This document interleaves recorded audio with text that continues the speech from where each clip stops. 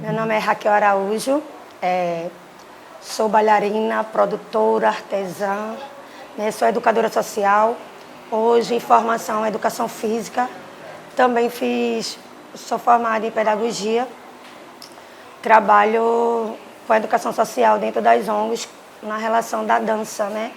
Que é o que me trouxe assim ao Baquinaré, que é por conta disso, por conta do mestre Ubiraci, que hoje digo que eu sou o que eu sou, né?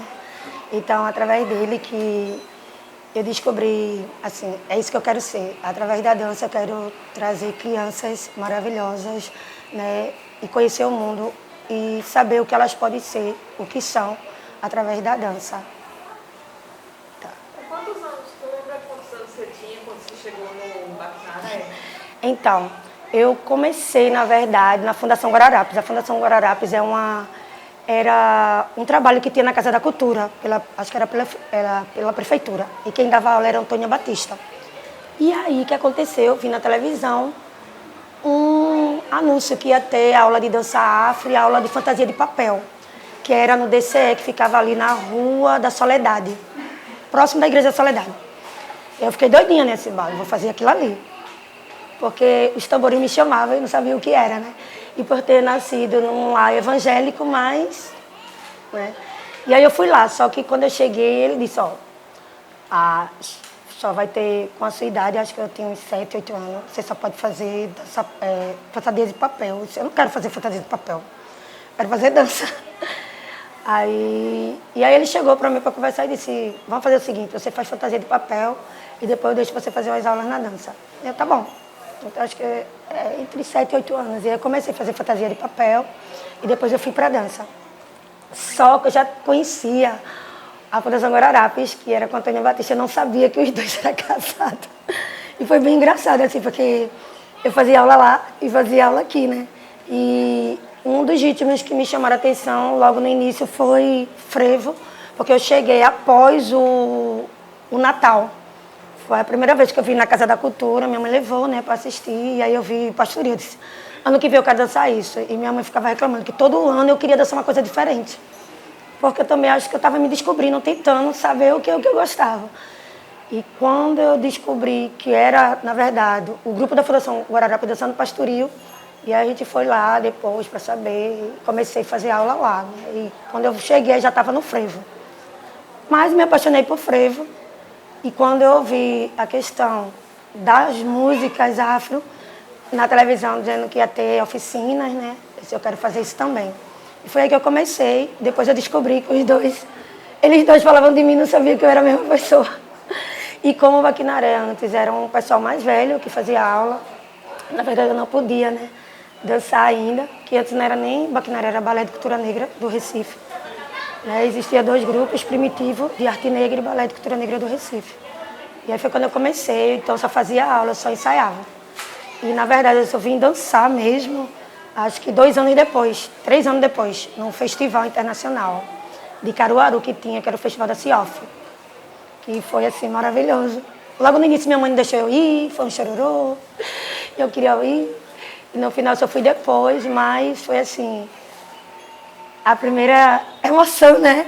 E a gente dançou, ainda lembro, no estádio Pelé. O meu parceiro que ia dançar, ele foi jogar capoeira, perdeu a memória. E eu fiquei aperreada, porque o outro rapaz que vinha dançar comigo, ele era muito grande. Aí eu disse, e os movimentos, para mim, eram diferentes, porque eu nunca tinha tido contato com isso. Já que o meu contato, por sinal, eu dançava escondido da minha avó, que minha avó era evangélica. E o meu contato mesmo com o movimento, com os tambores, inicialmente mesmo, presencial, próximo de mim, foi o Balé de Cultura Negra do Recife. E aí daí por diante eu sempre comecei a participar, né? E aí eu fiquei ainda na Fundação Guararapes. E aconteceu acho que uns 15, 16 eu acho, comecei a fazer outros trabalhos fora do estado. Foi quando eu comecei a trabalhar, tive o meu primeiro emprego fora do estado, na verdade. Naquela época, fora Ubiraci e Antônia, quais eram as suas outras referências na dança? Então, como foi a primeira dança que eu tive contato, foi o frevo, então eu também vi um comercial de Mestre Nascimento do Passo, que era na Fundação de Cultura ali no Derby. E como eu fiquei apaixonada logo pelo frevo, eu queria aprender, e como eu sou muito agoniada, eu queria aprender logo todos os movimentos, né? Aquela coisa, né? Não, eu quero aprender esse movimento difícil, que eu só queria fazer os difíceis. E aí, para melhorar a minha aula da Fundação Guararapes, que era na Casa da Cultura, eu comecei a fazer aula com o Mestre Nascimento do Passo. Também na Fundação de Cultura ali no Derby.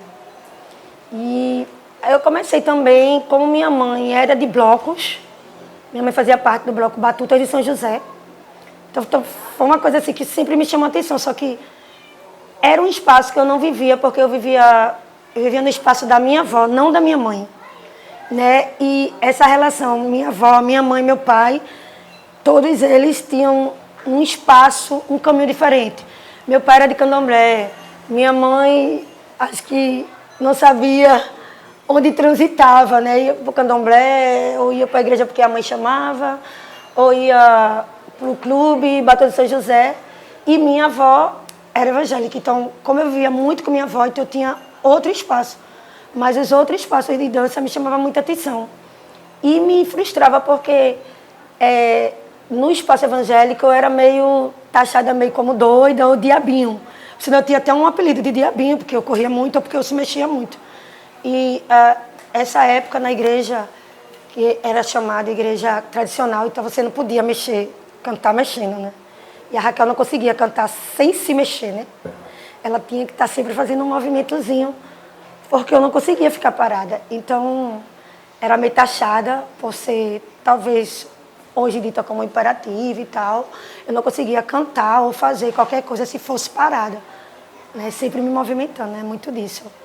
E foi aí que eu comecei a ver outros grupos. Eu participei de ginástica rítmica. Então, tudo que vinha, muitos movimentos, eu queria fazer. Eu fiz sapateado, eu fiz jazz, fiz ginástica rítmica, fiz balé. Então, assim, todos os lugares, todo ano eu queria fazer uma coisa diferente, porque me chamava a atenção. Talvez era uma coisa que eu estava tentando me descobrir, o que me fazia me apaixonar. Eu digo que a dança afro, ela me fez se apaixonar, assim. Foi amor à primeira vista.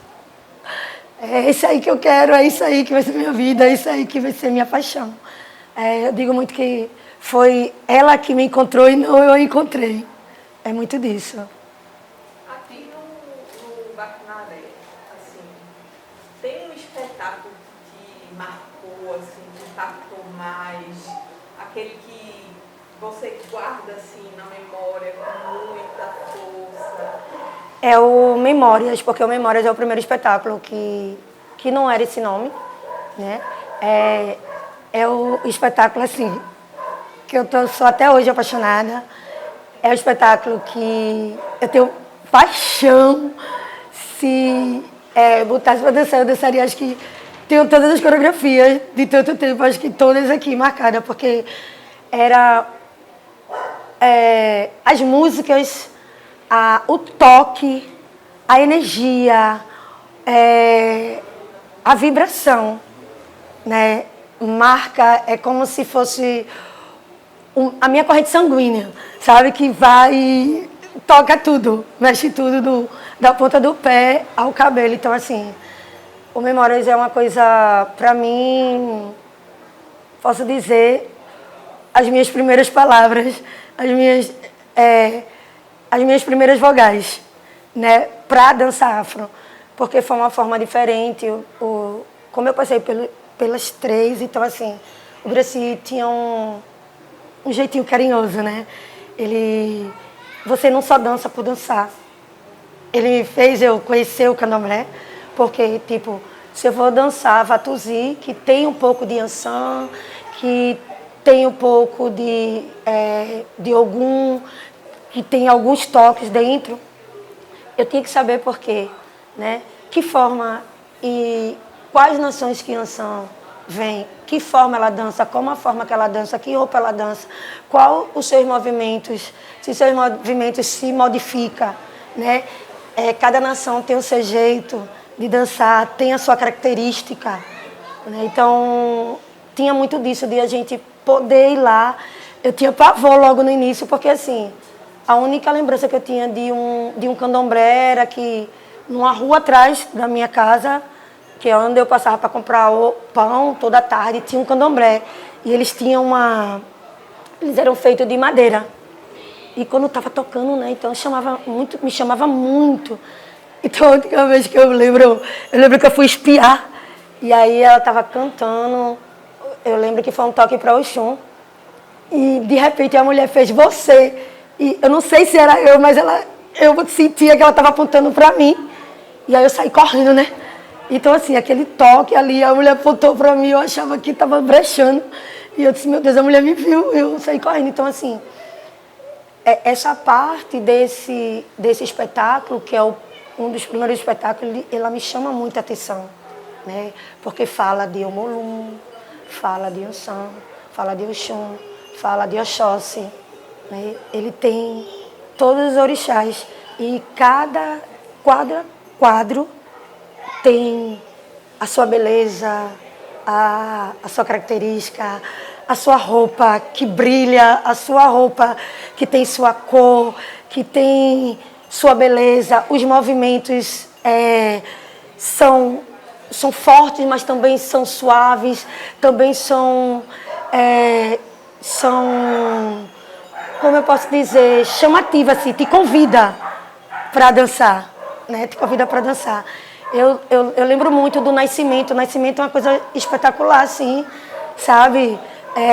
Em cima do palco, quando você vê a cena ali da criança saindo, e que depois vê que na verdade, esse espetáculo conta a história de Zumbi e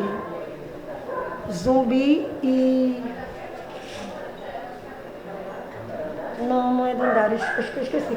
Mas conta muito a história de Zumbi, né? Esse espetáculo conta a história de Zumbi e...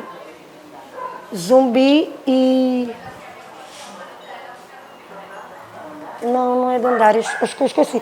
Mas conta muito a história de Zumbi, né? Quando ele vê, então, como é que ele foi ensinado a caçar, então vai ter a caça. Então, sempre tem a cena, né, da criança e o outro sócio que vai ensinar ele como caçar. E aí tem a cena que aparece 2 pássaros. Eu já fui esse pássaro também. E é lindo, assim, eles correndo entre o palco. E aí o Braci vinha como caçador, né? Ai, gente, eu não sei, porque se eu contar, eu acho que eu choro, porque é muito emocionante para mim, é muito lindo. Desculpa, assim... É espetacular, é emocionante, de você sentir coisas que você não sabe de onde vem, né? Aquela energia, aquela emoção. É uma coisa que é inexplicável, assim. Eu acho que só quem conviveu com ele sabe o que eu estou falando, o que eu estou sentindo, assim, né? É muito... Desculpa.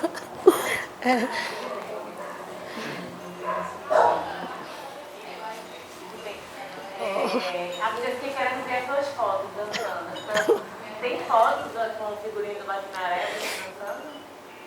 Tem, porque é muito difícil da gente fazer registro. Tem, né? Eu tenho foto do antigo, que as mulheres dançavam de sair de fora. Que é os primeiros momentos, nos primeiros anos de quando chegam as mulheres para dançar. Eu acho que eu sou da primeira coisa, assim. Então, eu tenho essas fotos, por acaso que foi uma pessoa que tirou. E aí eu saí correndo e guardo até hoje, né? Não sei, se vocês quiserem, depois eu posso marcar o telefone, eu posso te dar. Eu não sei se aqui tem, mas eu tenho. Eu tenho. Não tenho muita, mas tenho essas fotos. A gente vai precisar, porque assim, é uma linha do tempo, né? E em relação ao processo de preparação do corpo enquanto dançarina, da questão da preparação para os espetáculos. Esse processo. Assim, esse processo vem mais dele, né? Assim, ele tinha muito essa preocupação por ele ser de candomblé, mesmo que você não fosse. Então, ele orientava muito a gente não se cuidar no dia do espetáculo. Eu gostava muito, ele sempre fazia o amalê, né? O amaci, que ele preparava uma bacia de erva. Então, um processo antes, ele fazia a gente tomar banho, a gente ia, tomava banho, depois cada um vinha e tomava seu banho e tinha que ir para casa e tinha que estar preparado nesse processo, né? Você não podia ter uma relação, na época eu nem podia mesmo, mas é aquela coisa, não beber, sabe? É estar com o corpo limpo para que você pudesse fazer um trabalho lindo e que o trabalho não era só para você, mas aquele pessoal que estava ali, né? Que pagou ali para te ver e ver o espetáculo. Não o espetáculo, mas aquele espetáculo, o espetáculo. Não o espetáculo ali. Então, era uma preparação muito, muito maravilhosa. Eu sempre gostei, até para a gente tocar, né? Eu acho que eu passei 10 anos fora, voltei.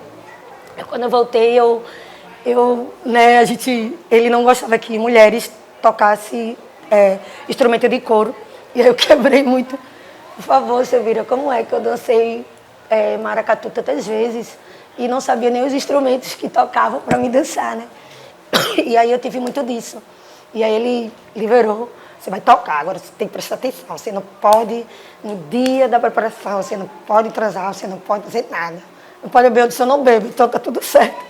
E era maravilhoso, porque quando você não lavava essa mão, não fazia essa preparação, com certeza você não aguentaria, os dedos sempre abriam. Os dedos sempre abriam. E quando a gente fazia, não acontecia isso. É impressionante, mas não acontecia, sabe? Então, eu sempre escutei muito a forma como ele falava e nisso me ensinou a preparar sempre meu corpo. Eu sempre preparei meu corpo para isso. Então, eu era péssima de alimentação e ele ficou ali, ó, tem que comer, porque não tem como um saco vazio dançar, né? E tem como a gente mostrar a beleza da nossa história caindo no palco. Então, foi assim que eu fui aprendendo, né? Hoje nos meus 48 anos, né? Eu sempre penso nisso, né? Preparar meu corpo para aquele momento. E nessa questão mais técnica mesmo, de aprender os passos, de preparar fisicamente, como é que era essa preparação? Olha, com ele já sempre, ele tinha aquela coisa de se aquecer, de alongar, depois relaxar e depois isso. Tanto a alimentação. E com o tempo eu fui aprendendo, né, que eu precisava cuidar do corpo mesmo, então. Não lá atrás, mas depois eu comecei a fazer uma preparação mesmo técnica de corpo, trabalhar os músculos, a perna para ter resistência, para ter fortalecimento, né, tudo isso. Então eu comecei a ir para a academia, começar a se alimentar bem mesmo, porque é o correto. É sempre lembrar de movimento, tipo, em casa, sempre dançando, né? Para lembrar daquele movimento, lembrar e fazer perfeito, né? Que era uma coisa que ele sempre dizia. Muitos estão lá, vão perder uma horinha, deixaram de estar em outro canto almoçar, ou jantar, ou fazer qualquer coisa para ver esse espetáculo. Mas ele quer ver a beleza, ele quer ver o brilho, né? Ele quer ver a sua energia, ele quer ver sua doação naquele momento ali. Né? Mesmo que você esteja mal, mesmo que a gente tenha que enterrar alguém no outro dia, mas vamos fazer que essa pessoa saia diferente desse teatro. É muito isso. E aí você falou um pouquinho, dançar em casa, fazer os passos em casa para não esquecer. E aí me fala um pouquinho mais dessas suas estratégias, quando vocês estavam nessa preparação, por exemplo, para viajar, para fazer um espetáculo. Como é que tu fazia para realmente memorizar e internalizar aquela coreografia? Então, eu sou muito perfeccionista. Assim, talvez seja por tudo que eu aprendi, né? Então, eu sempre quero dançar perfeito. No ensaio, se eu errar, eu fico irada. Tipo, no momento agora, eu tenho essa dificuldade por passar 3 anos separada, longe daqui. Digo separada porque eu digo que é uma paixão, né, eterna, e a gente não consegue. É sua casa, é a sua casa. Por qualquer pessoa chama você, é sua casa. Você quer ir para sua casa. Então, hoje eu me sinto com dificuldade, muito. Mas eu sou muito de forçar, sabe? Forçar a barra até o último momento. Porque eu quero estar dançando bem, eu quero estar bem, quero saber que aquele pessoal vai ali ver a coisa boa. Então, era muito disso, de você chegar mais cedo, né? Chegar mais cedo, ficar aqui ensaiando. Qual é a dificuldade que você tem? O que é que está te impedindo de fazer isso? Então, vamos trocar. Por eu estar começando a trabalhar como educadora social, então isso modificou muito a minha técnica de trabalhar, a forma de trabalhar, o olhar diferenciado, que era o olhar que ele tinha. Você não precisava chegar e dizer assim, eu estou triste.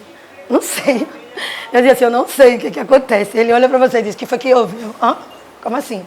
Então, eu aproveitava também, tipo, se eu estou em outros espaços, eu vou aproveitar para treinar aquele movimento que eu tenho dificuldade, né, que eu preciso melhorar.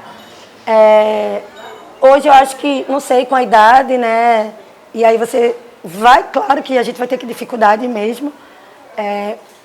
Eu estou o tempo todo, tipo, eu viajei, mas eu estava o tempo todo lá fora, estudando, na academia tem um espaço, então eu ia ficar, o pessoal sempre pedia para o pessoal filmar aqui para poder treinar lá. Então eu treinava lá.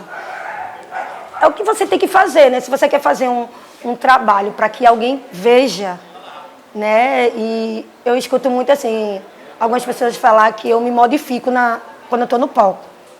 Eu não sei que modificação é essa, mas talvez seja a forma como você interna isso, né? E quer que todos sintam a mesma energia, que esteja um público só, um grupo só. Tanto a gente que está dançando como que estão vendo. Ira foi e é assim, um grande referencial, né? Para todos que acompanham o Baquinaré. Certo? E como é que você se sente dentro desse referencial, né? E sendo um agente multiplicador disso, já que você assume, né, ser um educador social, né? Esses ensinamentos dele, como é que você repassa aos seus alunos? Né? Como eu disse, né, ele tinha muito a forma de ensinar. Não só a dança, mas ensinar o que é a dança. E hoje eu faço o mesmo, assim. Em todas as instituições que eu passo, né, não sei se marco, mas eu tenho muito essa forma de trabalhar com essas crianças o que a gente está dançando. Se é o frevo. O frevo é o quê? O frevo é o patrimônio imaterial. E aí eu consigo trabalhar com as crianças e saber, isso aqui a gente pode pegar? Pode. Então, se isso aqui eu posso pegar, é um patrimônio material. O frevo a gente consegue pegar? Não, a gente consegue dançar, a gente consegue sentir. A gente pode pegar no sentir ou pode pegar no dançar. Então, como eu trabalho com criança a partir de 5 anos, então você precisa fazê-la entender o que você está falando. Então, para uma criança entender, eu preciso mostrar para ela. A gente pode pegar nisso? Pode, tia. A gente pode pegar na tristeza? Não. A tristeza a gente sente, né? Então, é muito dessa didática, de fazer que eles consigam entender qual a diferença, né, dessa dança que foi criada do povo para o povo e que hoje ela é conhecida no mundo inteiro. E fazer também de forma diferente que eles se apaixonem, porque a gente sabe que tem vários ritmos dentro da nossa cidade, dentro da nossa história, dentro da comunidade. E claro, esse é um ritmo que para eles não são atrativos, porque, né, entre aspas, não fala muito da mulher, não fala do corpo da mulher como os outros falam. Porque a gente sabe que existe músicas sim que fala, né? Existe ouvi dizer que numa mulher não se bate nem com uma flor. Louro ou morena, não importa a cor, não se bate nem com uma flor. Então, eu posso botar essa música para elas e explicar por quê. E nesse momento eu não vou falar só do frevo. Eu vou falar do empoderamento feminino, eu vou falar que a gente, mulher, precisamos entender se o homem vai pegar assim, então isso é uma forma de agredir. Então, dentro de uma música, eu vou passar não só que ali é um frevo de rua, né? Um frevo canção, mas que tem uma beleza, ela também fala da gente mulher, né? Que somos lindas, que somos uma flor delicada, mas também temos espinhos. E saber que você também não pode me tocar muito, porque meus espinhos podem te furar, né? E saber que eu sim posso ser uma mulher em qualquer lugar, da forma que eu quiser, aonde eu quiser e fazer o que eu quiser. Então, eu trabalho muito nisso com as crianças. Como eu trabalho muito com meninas, então eu estou sempre reforçando, né? Porque a gente sabe que, tanto eu como muitas hoje, a gente viveu dentro de casa essa questão, né, da violência doméstica, da violência sexual, né, da violência abusiva. Então, eu trago muito isso dentro desse referencial de educação com a dança e a nossa história e o que é ser mulher, né? O que é ser uma pessoa, sabe, empoderada, né? E dizer sim, sim, eu posso isso, sim, eu posso aquilo.